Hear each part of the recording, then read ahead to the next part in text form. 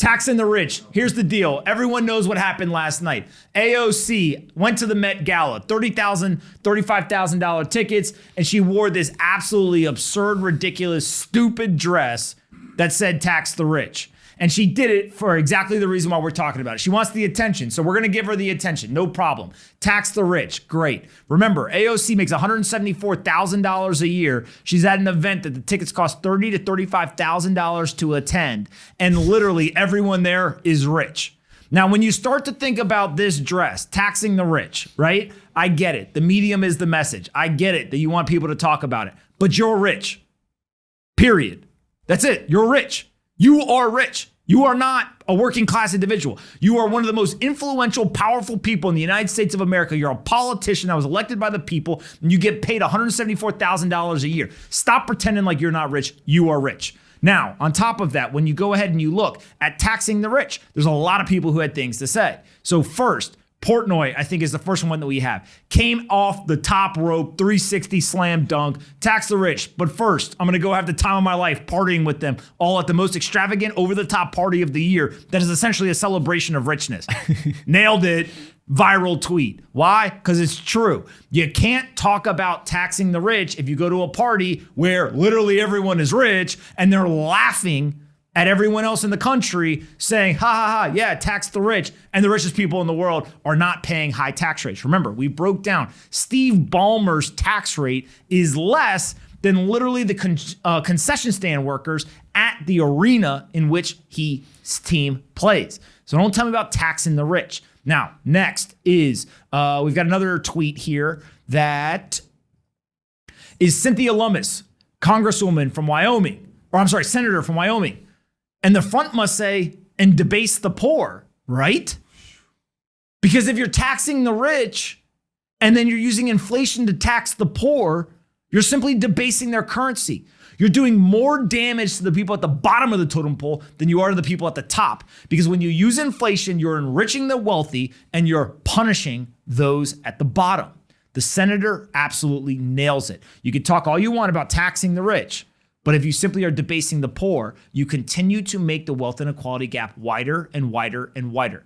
The US government has taken in world record levels of federal tax income every single year since 2011. But we still have a bigger and bigger deficit every single year. Why? We do not have a revenue problem. We have a spending problem in this country. And on top of that, the wealth inequality gap has gotten wider and wider and wider. Why?